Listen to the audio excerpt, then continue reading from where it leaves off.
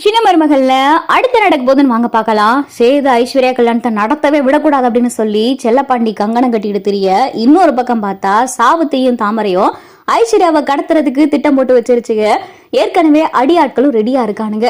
இந்த சமயத்துல தான் வர வெளியில ஆக்சிடென்ட் நடக்க தமிழ்ச்செல்வி ஐயோ அம்மானு கடந்து வயிறு வெளியில துடிச்சுக்கிட்டு இருக்காங்க.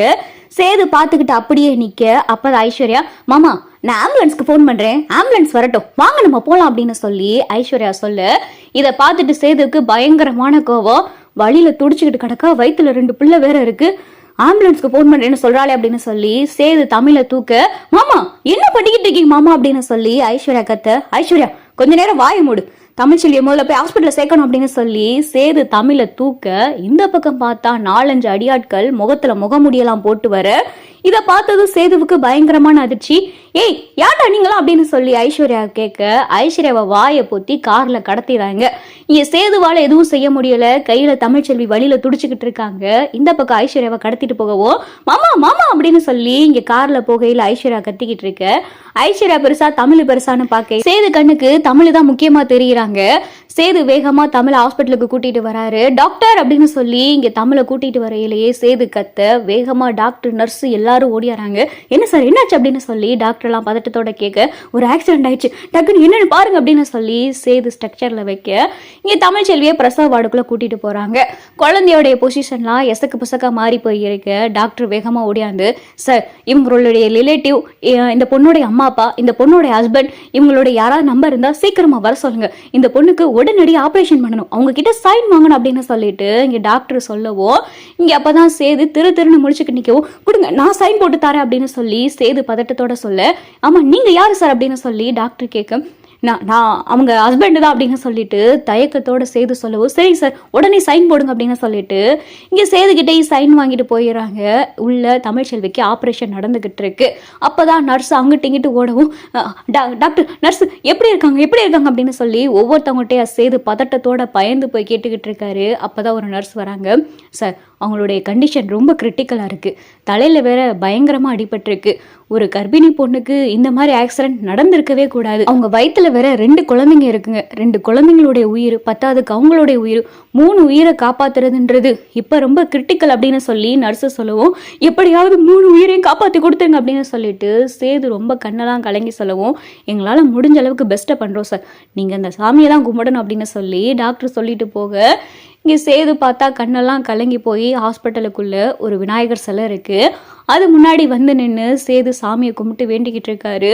தமிழ்ச்செல்விக்கு எதுவும் ஆகக்கூடாது, வயிற்றுல இருக்க 2 குழந்தைங்களுக்கு எதுவும் ஆகக்கூடாது அப்படின்னு சொல்லி இங்கே சேது கண் கலங்கி சாமி கும்பிட்டுக்கிட்டு இருக்கு. அப்பதான் குழந்தை கத்துற சத்தம் கேட்குது. அந்த சத்தத்தை கேட்டதுமே சேது புரிஞ்சுக்கிறாரு குழந்தை பிறந்துருச்சு அப்படின்னு சொல்லிட்டு வேகமா சேது இங்கே பிரசவ வார்டுக்கு ஓடியாராரு. நர்ஸு கையில 2 குழந்தைங்களை தூக்கிட்டு வராங்க. சார் நல்லபடியா குழந்தைங்க பிறந்துருச்சு, ஆனா தமிழ்ச்செல்வி தான் அப்படின்னு சொல்லிட்டு நர்ஸ் இழுக்கவும், தமிழ்ச்செல்விக்கு என்ன ஆச்சு அப்படின்னு சொல்லி இங்க சேது பதட்டத்தோட கேட்குறாரு. தமிழ்ச்செல்விக்கு தலையில பயங்கரமா அடிபட்டிருக்கு, இன்னும் அவங்களுக்கு கான்சியஸ் வரல அப்படின்னு சொல்லிட்டு நர்ஸு சொல்லவும், என்ன சொல்றீங்க அப்படின்னு சொல்லிட்டு சேது பதட்டத்தோட நிக்கிறாரு. ட்ரீட்மெண்ட் நடந்துகிட்டு இருக்கு, எதா இருந்தாலும் 24 மணி நேரம் கழிச்சு தான் சொல்ல முடியும், குழந்தைங்க நல்லபடியா பிறந்துருச்சு அப்படின்னு சொல்லி நர்ஸு குழந்தைங்களை கொடுக்க, இங்க சேது 2 குழந்தைகளையும் பார்த்துக்கிட்டு இருக்காரு. ஒரு குழந்தைய கையில வாங்கி வச்சிருக்காரு, ஒரு குழந்தைய நர்ஸு கையில வச்சிருக்காங்க. 2 குழந்தைகளையும் கண்கலங்கி பார்த்துக்கிட்டு இருக்காரு. அப்பதான் சேதுவுக்கு ஃபோன் வருது. ஃபோன் அடிச்சுக்கிட்டே இருக்கு, சேது எடுக்காம இருக்காரு. பார்த்தா ஈஸ்வரியோடைய நம்பரு, அடுத்து பார்த்தா ராஜாங்கத்தோடைய நம்பரு, இப்படி மாத்தி ஃபோன் வரவும், ஈஸ்வரி சின்னம்மா அப்பா அப்படின்னு சொல்லிட்டு சேது ஃபோனை பார்க்கலதான் ஐஸ்வர்யாவுடைய ஞாபகமே வருது.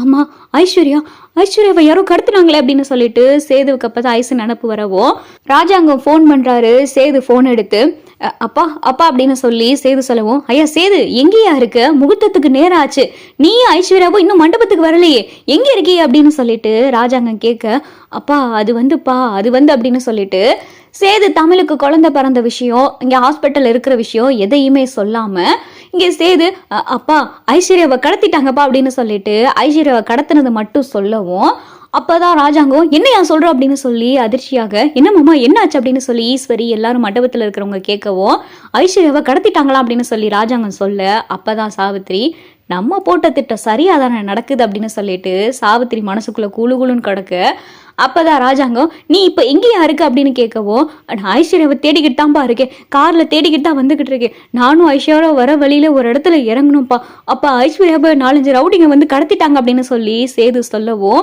அப்பதான் ராஜாங்கம் சரியா நாங்க உடனே கிளம்பி வரோம் அப்படின்னு சொல்லிட்டு மண்டபத்தில் இருக்கிற எல்லாரும் பார்த்தா ஐஸ்வர்யாவை தேட கிளம்பிடுறாங்க. ஐயோ ஐஸ்வர்யாவுக்கு என்னாச்சு ஏதாச்சு அப்படின்னு சொல்லிட்டு இங்க ஐஸ்வர்யாவுடைய அம்மா அப்பா ஈஸ்வரி எல்லாரும் பதட்டப்பட, ஆக மொத்தத்துல ஐஸ்வர்யாவை கடத்தினது செல்லப்பாண்டி தான் கடத்தியிருப்பாரு. சாவித்திரியோடைய அடியாட்கள் கடத்துறதுக்கு முன்னாடி செல்லப்பாண்டி தான் அடியாட்களை வச்சு ஐஸ்வர்யாவை கடத்தியிருப்பாரு. எப்படியும் இந்த சேது ஐஸ்வர்யா கல்யாணம் நடக்கக்கூடாது அப்படின்றதுக்காக ஐஸ்வர்யாவை கடத்தினதே செல்லப்பாண்டி தான்.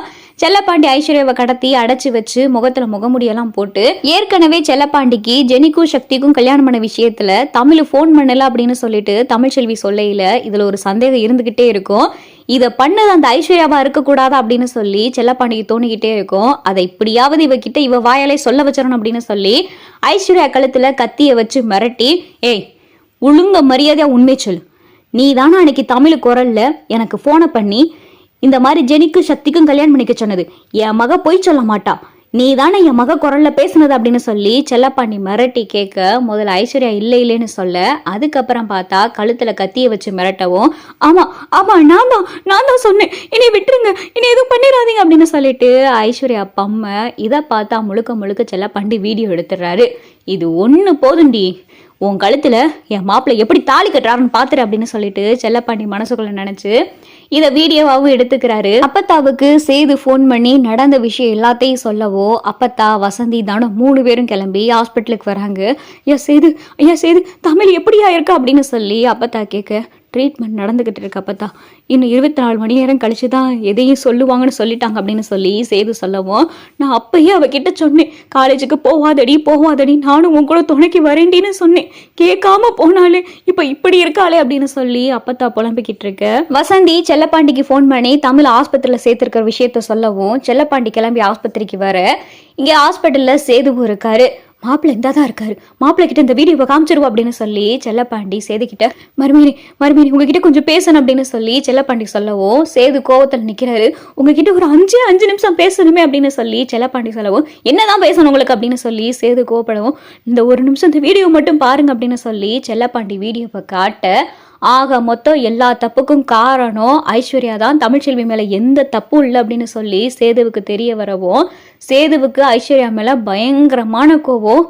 அப்ப தமிழ் மேல எந்த தப்பும் இல்லை, தமிழ் குரல்ல பேசி இவ தான் எல்லாத்துக்கும் காரணம், அப்ப என் அப்பா ஜெயிலுக்கு போறதுக்கு காரணமும் இவதான் அப்படின்னு சொல்லிட்டு சேதுவுக்கு ஐஸ்வர்யா மேல பயங்கரமான கோவம் வருது.